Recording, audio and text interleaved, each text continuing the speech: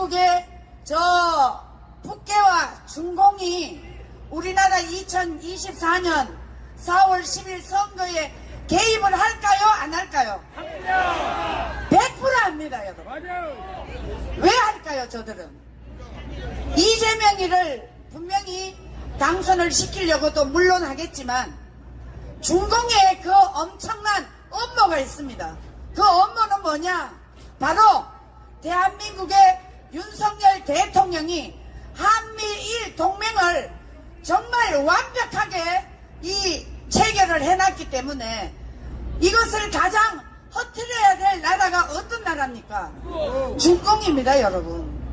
중공은 아마 내년에 윤석열 대통령의 이 200석을 가장 뒤에서 업무로 꾸밀 것이라고 저는 생각합니다. 여러분 맞습니까? 자, 그런데 여러분 며칠 전에 저 이해찬 이자가 뭐라고 했죠?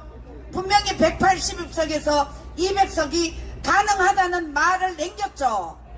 자, 여러분 2020년도 4월 10일 그때도 저 주사파 양정철이라는 자가 중국을 왔다 갔다 하면서 정책적으로 협의를 하고 왔습니다. 이것이 여러분 단순한 우리나라와 중국의 관계가 아닙니다, 여러분. 이거를 확실하게 알아야 됩니다. 윤석열 대통령은 이걸 분명히 인식을 해야 돼요. 그냥 뭐 이렇게 해서 내년 총선 200석 될 거다. 천만의 만만의 말씀. 여러분 지금 지난달 우리나라의 전체 대한민국의 컴퓨터가 다운됐죠. 행정부에서 이것을 긴장을 하고 봐야 됩니다. 여러분 왜 이게 다운되는지 우리는 100% 의심을 해야 되는 것입니다. 내년 총선 얘네들이 어떤 업무를 선관위에서 꾸밀지 모릅니다. 그래서 이번에 사전 투표기 이거 또 갈아치우지 않았습니까?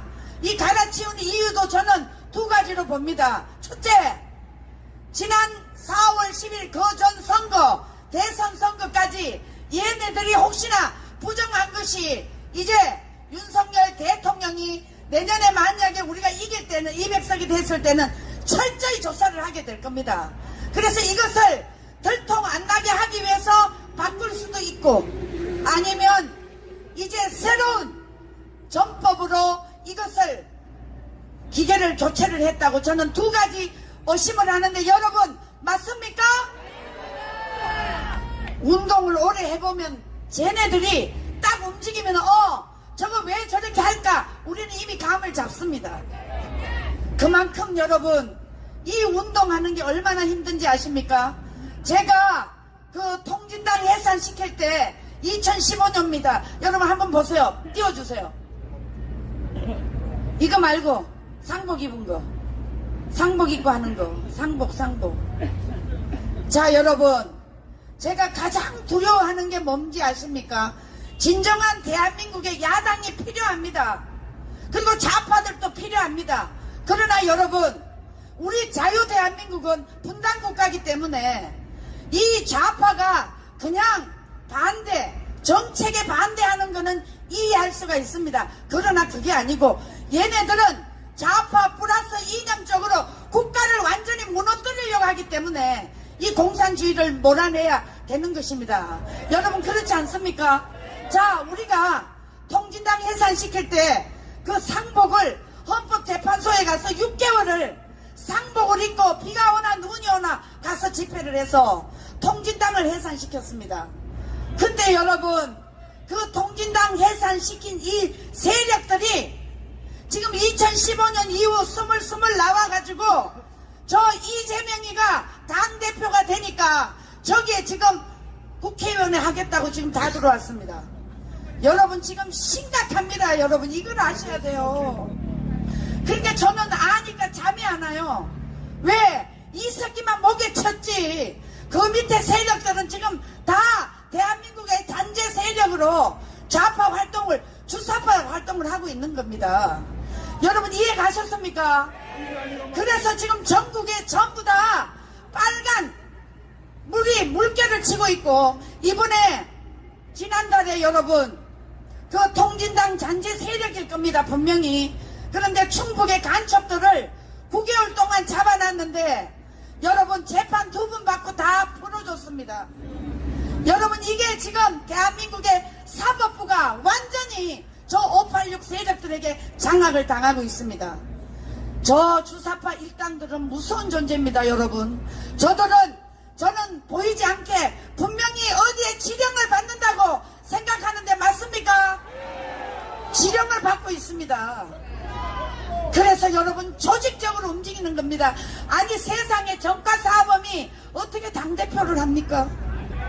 이게 말이 안 됩니다. 자, 그래서 민주당에서 지금 정세균, 김부겸, 이낙연 이 세 사람이 정통 야당을 만약에 창당한다면 우리는 찬성해야 되는 거 아닙니까? 저런 정말 북한의 지령을 받든지 어떤 일을 받든지 가장 지금 여러분 부패한 세력이 저 국회의원 여의도입니다. 자, 이럴 때 윤석열 대통령은 정말 분명히 저희들이 경고합니다. 윤석열 대통령 정신 차려야 됩니다. 지금 이걸 단순하게 정말 뭐 이렇게 내년 200석 될 것이다. 여러분 우리 정말 정신 바짝 차리고 대통령이 정신을 차려야 됩니다. 언제까지 여러분 우리가 광화문 광장에서 이렇게 도와주고 밀어주는데 왜 저놈들을 고발을 해서 빨리 감옥에 안 집어넣습니까? 그리고 저 선관위를 왜 저대로 내버려 둡니까? 한동훈 장관도 똑똑히 들어야 돼요. 여러분 우리가 정말 눈물 나도록 투쟁하고 싸워왔습니다. 그런데 이 정부가 왜 저렇게 속도가 느린지 여러분 답답하지 않습니까? 정말 화가 납니다. 자, 여러분 여의도에는 길이 없습니다. 여의도 길이 없기 때문에 윤석열 대통령은 새로운 길을 뚫어야 됩니다.